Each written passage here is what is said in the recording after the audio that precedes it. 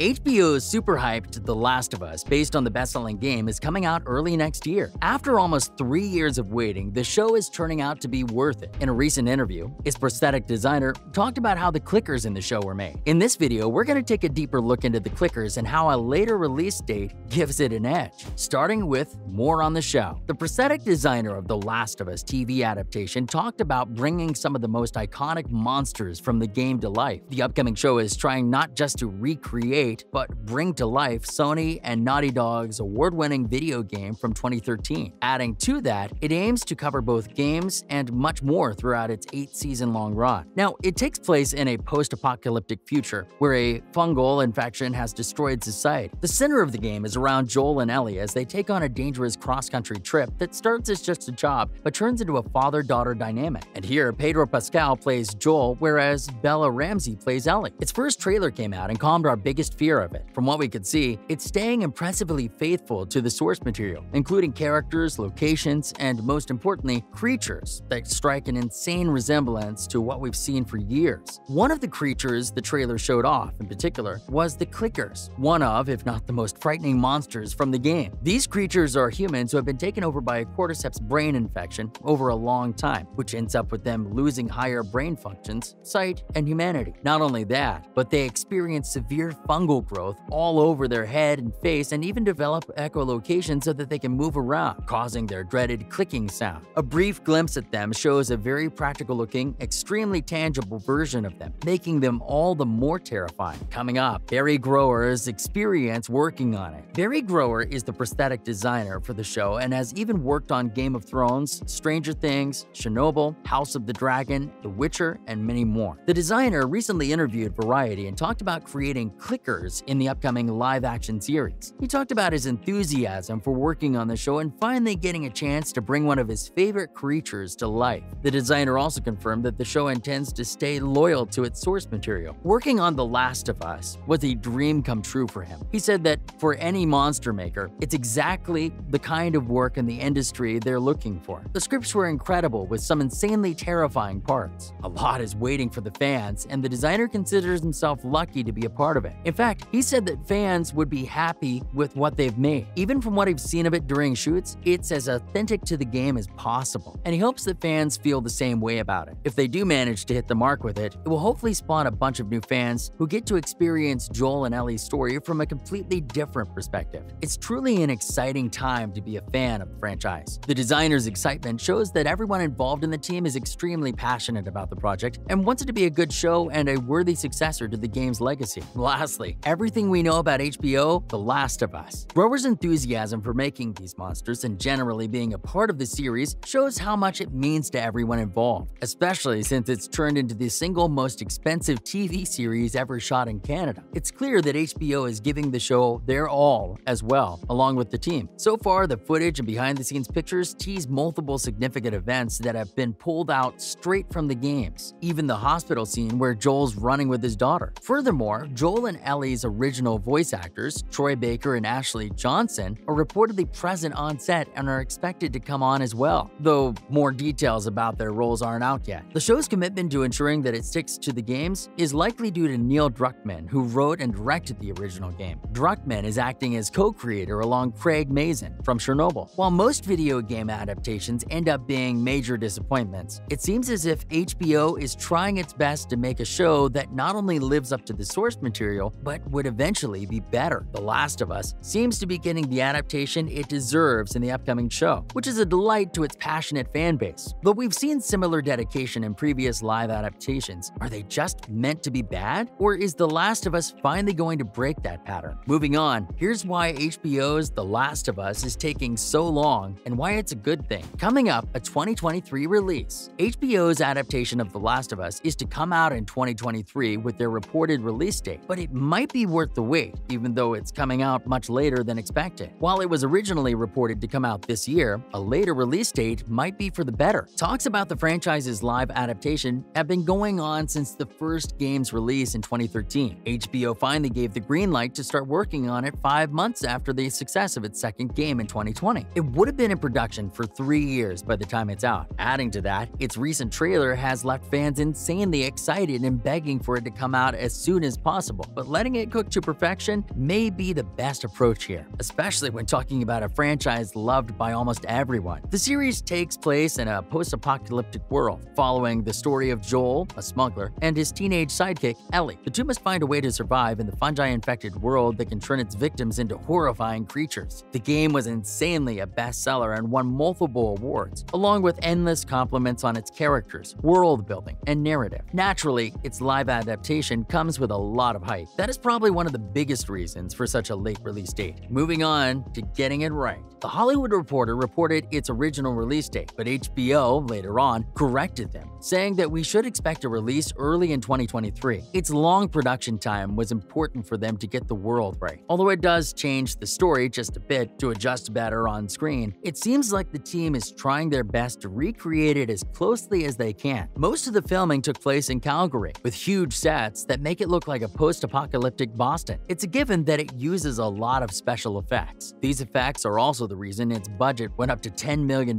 per episode. Furthermore, it's been confirmed that the first season will cover the first game's entirety, taking place over a year. What did this mean for the filming process? First, they had to shoot during the right seasons, despite its wider plot timeframe facing a change. Unlike the game, the show was no longer based in 2013, but in 2003. Finally, here's why the Last of Us TV series wait is important. The team clearly shows us that rushing it just to put it out there isn't an option, since they care about the project. It's clearly in the hands of people who love and adore its story and world, with one of the writers, Neil Druckmann, having written and directed the game along with their other writer, Craig Mazin, being a huge fan of it. Because of its long wait, it's much more likely to live up to its hype, which is important since the second game left fans with mixed feelings. It's a much better option than a disappointing, rushed adaptation, especially since it's confirmed to go on for 8 seasons, making it even more important to get the first season as close to perfection as possible. HBO has a pretty good idea of how they want to move along with it. Along with putting in some of the most important scenes from the game, the show comes with content that's cut out from it in an attempt to make it more drama-oriented than pure action. The remastered version of the game has enabled new fans to be just as excited about the show. At the same time, it may seem like a very long wait, but if the show manages to be up to the mark, it's well worth it. And with recent images and footages that have come out, it's never been easier to say that it's something worth looking forward to. That's a wrap for this video. Are you excited about The Last of Us? Let us know in the comments below. Make sure to give this video a thumbs up and subscribe to our channel for more videos like this. See you in the next one.